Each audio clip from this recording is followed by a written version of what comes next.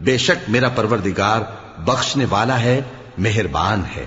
اور بادشاہ نے حکم دیا کہ اسے میرے پاس لاؤ، میں اسے اپنا مصاحب خاص بناؤں گا۔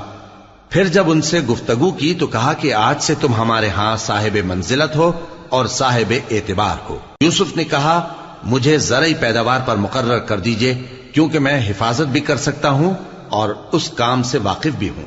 اس طرح ہم نے یوسف کو ملک مصر میں جگہ دی اور وہ اس ملک میں جہاں چاہتے تھے رہتے تھے۔ ہم اپنی رحمت جس پر چاہتے ہیں کرتے ہیں اور نیکوکاروں کے اجر کو ضائع نہیں کرتے، اور جو لوگ ایمان لائے اور ڈرتے رہے ان کے لیے آخرت کا اجر بہت بہتر ہے۔ اور یوسف کے بھائی کنعان سے مصر میں غلہ خریدنے کے لیے آئے تو یوسف کے پاس گئے، تو یوسف نے ان کو پہچان لیا اور وہ ان کو نہ پہچان سکے۔ اور جب یوسف نے ان کے لیے ان کا سامان تیار کر دیا تو کہا